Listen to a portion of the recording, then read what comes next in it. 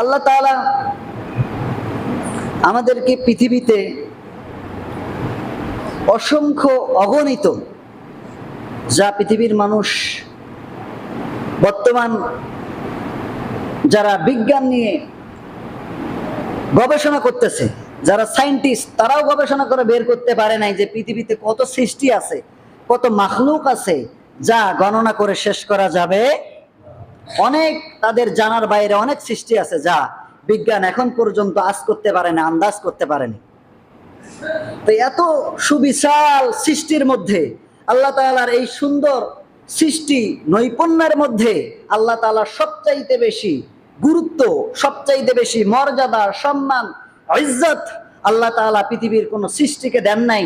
সৃষ্টি জগতের মধ্যে এই আদম সন্তানকে আল্লাহ তাআলা সবচাইতে বেশি মর্যাদা এবং সম্মান দিয়েছেন। কথা বলেন ঠিক কিনা?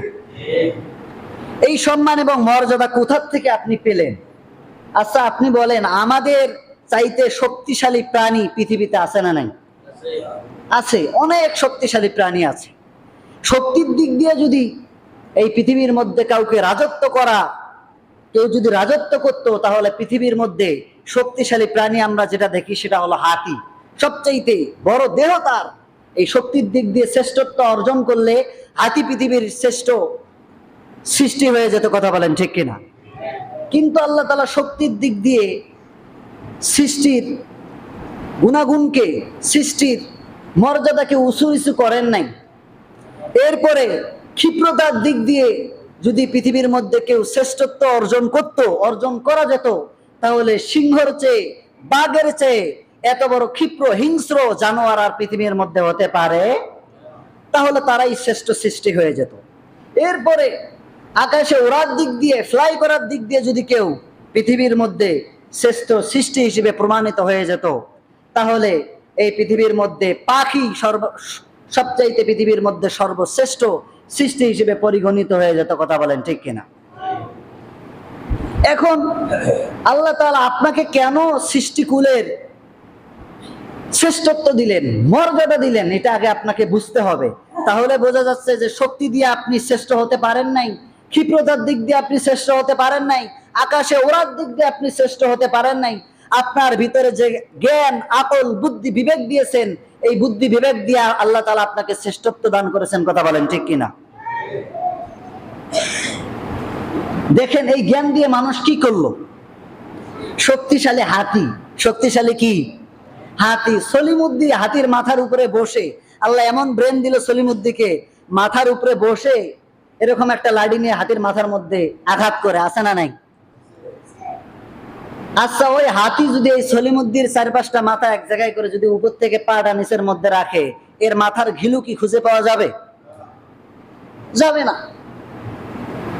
তাহলে বোঝা যাচ্ছে কি যে শক্তি থাকলেও শক্তি দিয়ে সব সময় সবকিছু করা যায় না।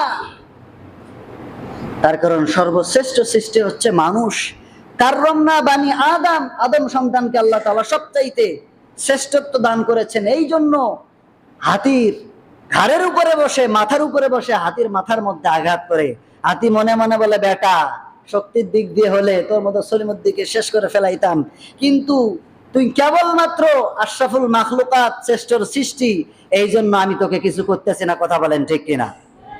এই মানুষকে আল্লাহ তাআলা এমন মেধা দিলেন, এমন যোগ্যতা দিলেন, এমন জ্ঞান দিলেন, এই হাতিটাকে শিকার করে ফেললো এই মানুষ। আবার দেখেন, যেই সিংহর ক্ষিপ্রতা, তার যে হিংস্র থাবা, এই হিংস্র থাবা যে আক্রোশ তার ভিতরে, এই সিংহটাকেও এই পৃথিবীর মানুষ শিকার করেছে। কথা বলেন ঠিক কিনা? কি দিয়ে শিকার করলো? শক্তি দিয়ে শিকার করেছে? কি দিয়ে শিকার করেছে? বুদ্ধি দিয়ে, জ্ঞান দিয়ে শিকার করেছে। আবার যেই পাখি এত স্পিডে আকাশের মধ্যে ওড়ে, আবার এমন যান তৈরি করলো মানুষ, যেই যান ওই স্পিডে যাওয়া পাখিকে পিছনে পেলে ঘন্টায় 1000 মাইল বেগে উড়ে যায়। এরকম শক্তিশালী যানও এই পৃথিবীর মানুষ তৈরি করে ফেলেছে। কথা বলেন ঠিক কিনা? তাহলে বুঝতে হবে যে সবচাইতে আল্লাহ তাআলা যে জিনিসটার কারণে আপনাকে মর্যাদা দিয়েছেন, সম্মানিত করেছেন, তা হচ্ছে আকল, বুদ্ধি, জ্ঞান, বিবেক। এই বিবেকের মধ্যে যখন কুকুর পেশাব করে দেয়, এই মানুষটা, এই পশু পাখি জানোয়ারের চাইতে নিকৃষ্ট হয়ে যায়। কথা বলেন ঠিক কিনা?